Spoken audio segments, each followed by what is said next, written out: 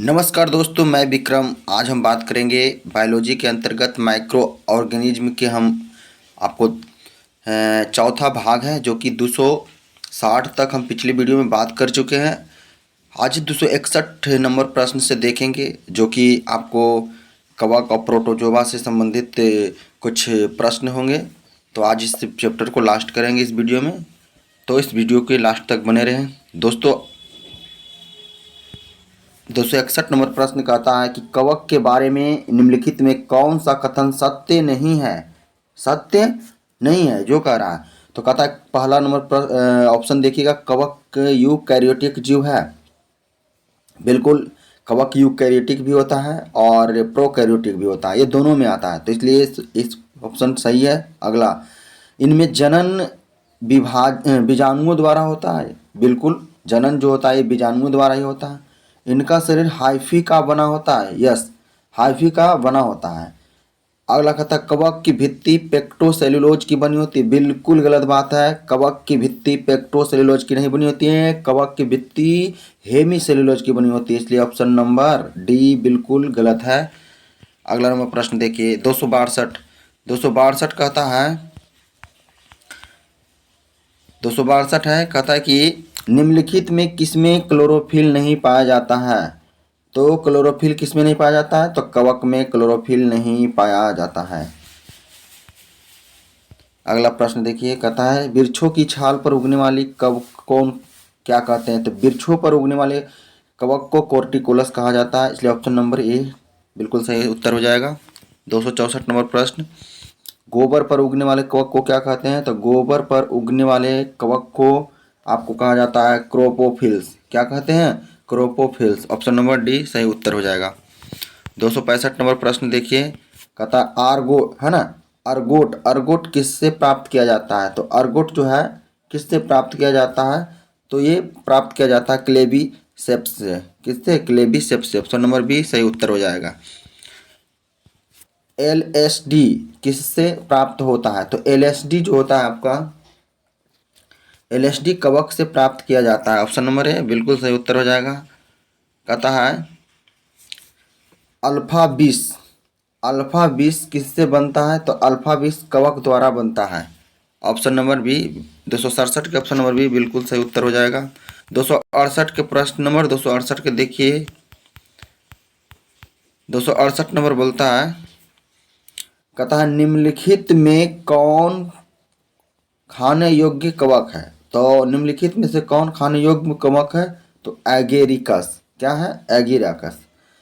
269 कहता है मशरूम क्या है। तो मशरूम क्या है, मशरूम एक कवक है, ऑप्शन नंबर ए बिल्कुल सही उत्तर हो जाएगा। अगला देखिए, सामान्य खाद्य छत्रक क्या होता है।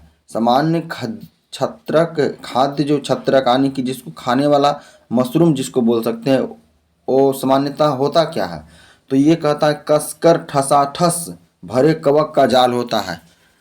271 नंबर कहता है निम्नलिखित में कौन सा एक कवक एवं उच्च पादप के जड़ों के बीच उपयोग कार्यात्मक संबंध को दर्शाता है ना।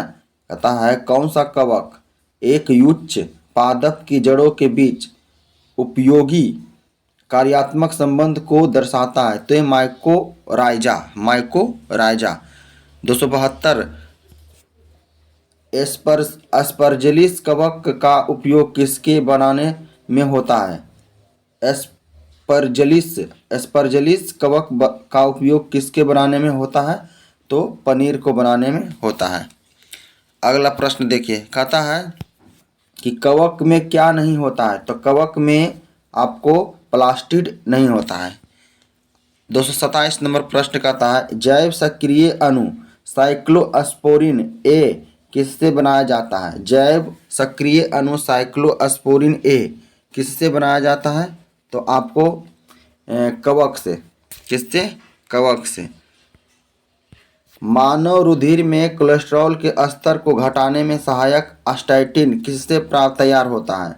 मानव रुधिर में कोलेस्ट्रॉल के स्तर को घटाने में सहायक स्टैटिन किससे तैयार किया जाता है। तो स्टैटिन को तैयार किया जाता है ईस्ट द्वारा। किससे, ईस्ट द्वारा। 276 नंबर प्रश्न देखिए, कहता है निम्नलिखित में किससे गदादार कवक कहा जाता है? निम्नलिखित में से किसे गदादार कवक यानी क्लब, है ना, क्लब फंगी कहा जाता है? तो किसे कहेंगे? तो ये बेसिडोमाइसिटीज को गद्देदार कवक कहते हैं। अगला नंबर प्रश्न कहता है बायोफॉर्म का इस्तेमाल किस बीमारी में किया जाता है? तो बायोफॉर्म का इस्तेमाल पेचिश रोग में किया जाता है। दांत बीमारी निम्नलिखित में किस प्रकार की होती है? तो दांत की बीमारी निम्नलिखित में से किस बीमारी में होती है ना, किस प्रकार की होती है? सॉरी, दांत की बीमारी निम्नलिखित में किस प्रकार की होती है? तो दांत की बीमारी आपको कवकीय होता है, यानी कवक द्वारा होता है, दांत घात खुजली ये सब। 279 नंबर प्रश्न कहता है कि आलू में लेट ब्लाइट रोग किस कवक के कारण होता है? तो आलू में लेट ब्लाइट रोग आपको फाइटोफथोरा, है ना, इन्फेस्टिस फाइटोफथेरा कवक द्वारा होता है। देखिए क्या कहता है, ऑप्शन नंबर सी इसका उत्तर सही होगा, फाइटोफथोरा इन्फेस्टेंस, है ना, ऑप्शन नंबर सी सही उत्तर हो जाएगा। अगला नंबर प्रश्न कहता है, अगला नंबर प्रश्न गन्ने में लाल सड़न रोग किसके कारण होता है? तो गन्ने में लाल सड़न रोग कवक के कारण होता है। मूंगफली का टीका रोग का कारण क्या है? तो मूंगफली में टीका रोग का कारण है कवक। 282 नंबर देखिए कहता है कि मूंगफली में होने वाले टीका रोग के लिए उत्तरदायी कवक कौन है? तो मूंगफली में टीका रोग आपको होता है अस्कारसोपोरा पार्सोनेटा के द्वारा, यानी कवक के ही द्वारा होता है। अगला नंबर देखिए प्रश्न कहता है गन्ने के लाल सड़न रोग हेतु उत्तरदायी कवक कौन है? यानी गन्ने में जो लाल सड़न होता है कवक के कारण, तो वह कवक के नाम क्या है?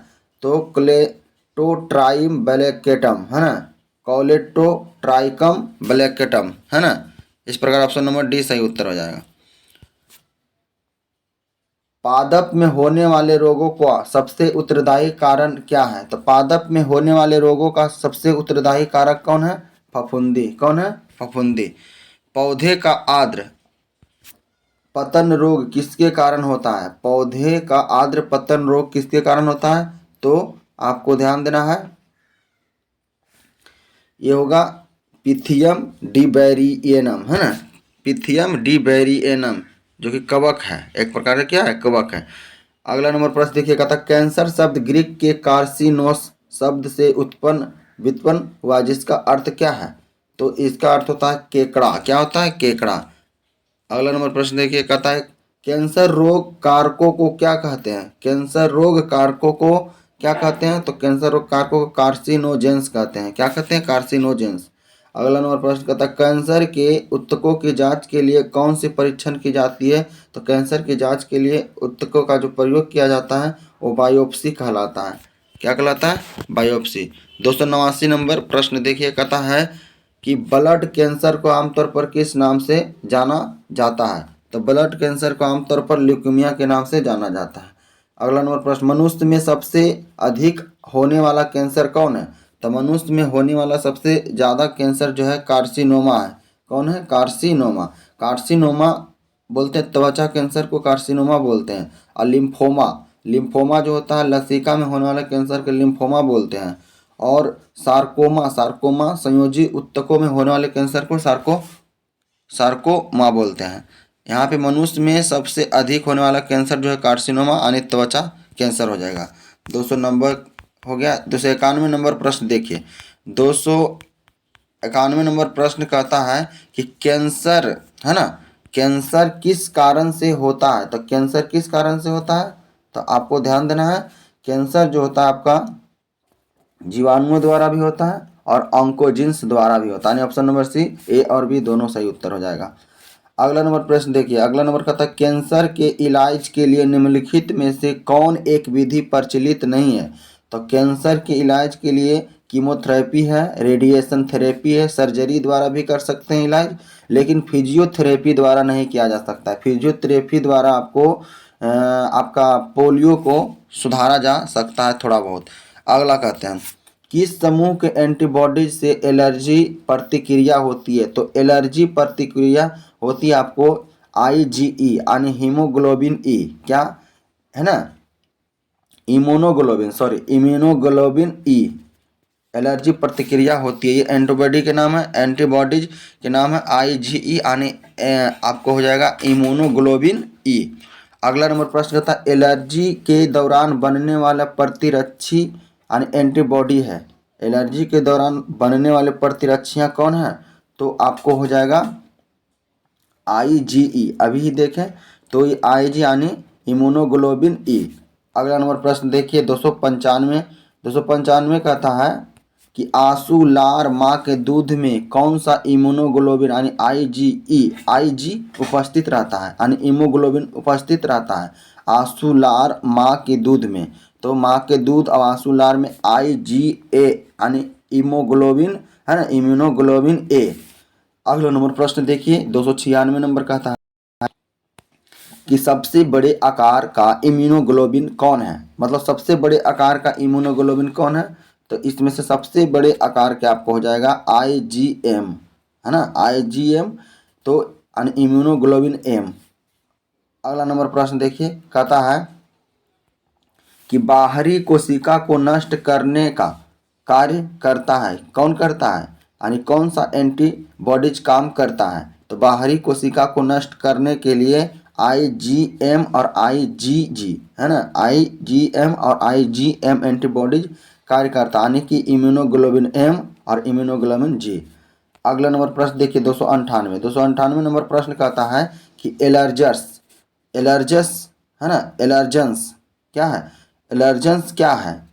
एलर्जेंस के काम क्या है ये पूछ रहा है। तो एलर्जेंस के काम आपका है संक्रामक होते हैं और IgE के स्रवण को बढ़ाते हैं है ना। अगला नंबर प्रश्न 299 नंबर प्रश्न कहता है कि टी लिम्फोसाइट उत्पन्न होता है। तो टी लिम्फोसाइट कहाँ से उत्पन्न होगा? तो टी लिम्फोसाइट आपको थाइमस में उत्पन्न होता है। अगला नंबर प्रश्न है बी लिम्फोसाइट का निर्माण कहाँ होता है? तो बी लिम्फोसाइट का निर्माण अस्थि मज्जा में होता है। ध्यान देना है, टी लिम्फोसाइट थाइमस में, टी से थाइमस, और बी अस्थि मज्जा यानी बोन मैरो बी। इस प्रकार से ऑप्शन नंबर बी सही उत्तर हो जाएगा। 301 नंबर प्रश्न देखिए 301 नंबर प्रश्न कहता है कि सबसे बड़ा जीवाणु कौन है? तो सबसे बड़ा जीवाणु कौन है? ये तो थियो मार्गेरिटा नेमीबियनेसिस है ना, थियो मार्गेरिटा नेमीबियनेसिस, ये सबसे बड़ा जीवाणु, याद रखने का प्रयास करें। अगला नंबर प्रश्न 302 है जो कि लास्ट प्रश्न है इस वीडियो को और इस चैप्टर का।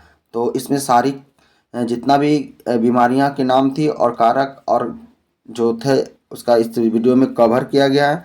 तो 302 नंबर प्रश्न देखिए, प्रोटोजोवा शब्द किसने दिया? प्रोटोजोवा शब्द किसने दिया? तो गोल्डफश ने दिया। किसने दिया? गोल्डफश ने दिया। तो इसमें अगर आपको वीडियो पसंद आए तो लाइक करें, शेयर करें और सब्सक्राइब करें चैनल को। थैंक यू, धन्यवाद दोस्तों।